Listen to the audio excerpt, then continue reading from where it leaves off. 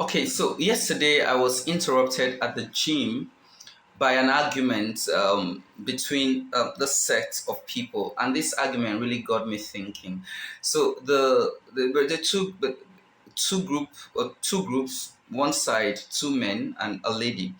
So one of the men said that, well, I'm a man, I can marry four women at the same time. And in the reverse side, the other lady said, of course, I myself, I can also marry four men at the same time, being a lady.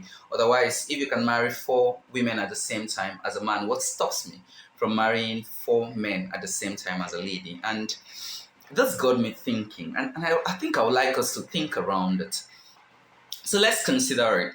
I married four women. So what's up? It means that I could impregnate the four women at the same time, and we know who the father of the child is, right?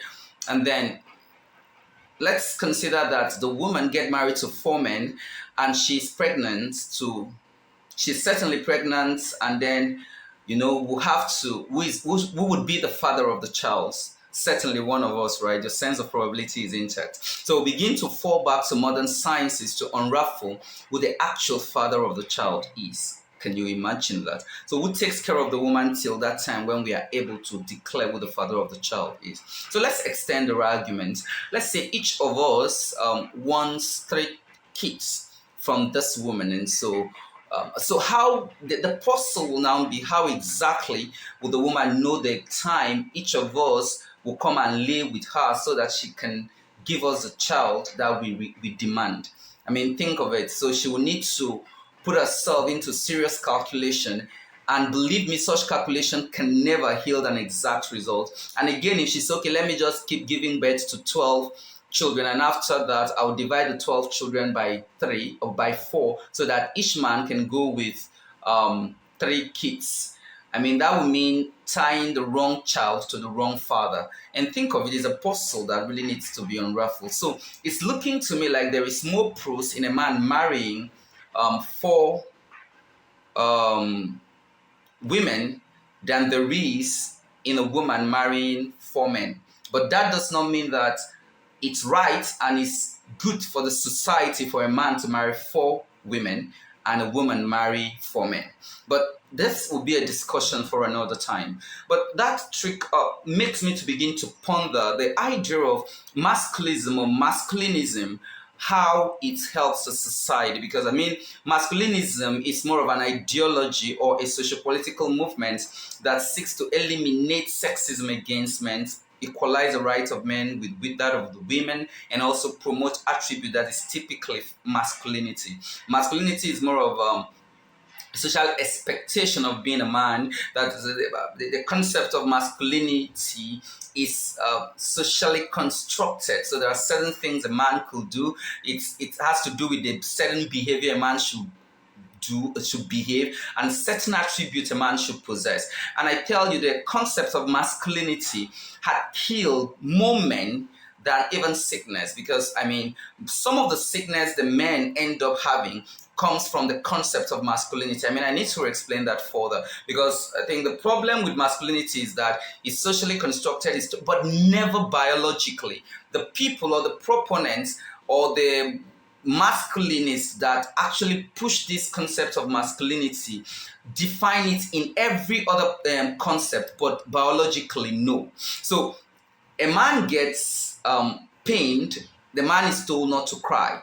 Whereas when you cry, you reduce the stress, you reduce the pain, you reduce the anger. A man is told not to speak up, that is a man, keep quiet, bottle it in. And then the man begins to have high blood pressure, begin to think a lot, sink himself into depression, and gradually get himself into committing suicide. Some of the men, instead of speaking out, they take to hard drugs, and some of the men, when their wife get them angry, they go out, they drink, they smoke, just to forget the pain. And because if they talk, the society will tell them, you are a man, do not talk. And I tell you the truth, this has killed more men ever than any sickness you would want to think of.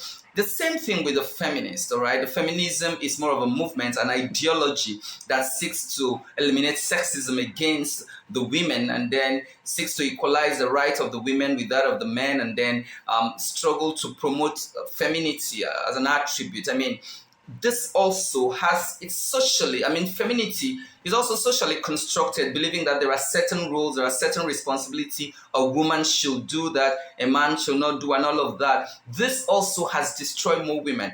So because some women are now under pressure that they must stay in a man's house no matter how the man behaves, and because of the social expectation of the society, and yet when the woman is killed by a toxic man, society begins to talk. So, but if you think of it clearly, you will discover that the concepts of masculinism and the concept of feminism is completely scrap. It's garbage, and it should be thrown out of the window. It holds no good to humanity, because before you're a man or a woman, you're first and foremost a human being. And I mean, the understanding of the fact that our differences should complement, because I believe that we are different side of the same coin. We are a human being, the male side, the female side, and our differences is supposed to complement us rather than make one side superior, make one side, and then we struggle to be equal with another one, and we begin to lose our uniqueness along the line. Is a crazy concept, because I think of it that, well, I mean, think of it, when you're threatened as a woman, you need a man. When life gets tough to you, the first person you run to is a man.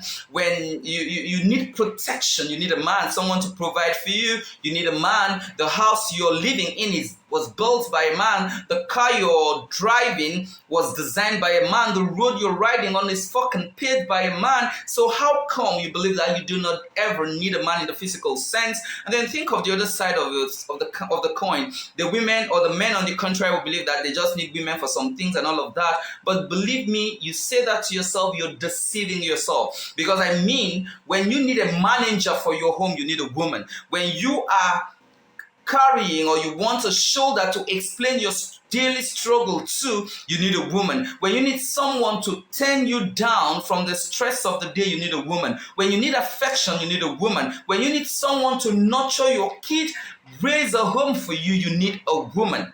So you don't tell me that, well, you don't need women for anything or you don't need men for anything. We are different sides of the same coin, and our differences is designed to complement us and not to make one side superior to the other. And in fact, the struggle of equalizing both sides is even a crazy struggle, because women lose your uniqueness. They lose what made them women by struggling to equalize with the men. And men also lose what made them unique by struggling to equalize with the women. The truth is that, and this is the truth, it's almost impossible for us to have a society where the male and the female, man and woman are equal. It's never going to be attainable. Simple truth. Again, you see, you get maximum respect from a woman by being good at being a man. And just like the woman will get maximum respect from a man at being good at being a woman. And that's the simple truth. Our differences are designed to complement. The idea of masculinity, masculinism, masculism, feminism, femininity, this idea as crap and should be thrown out of the window. And then we should understand that our relationships with male and female gender is built on understanding and complementing each other. That's it.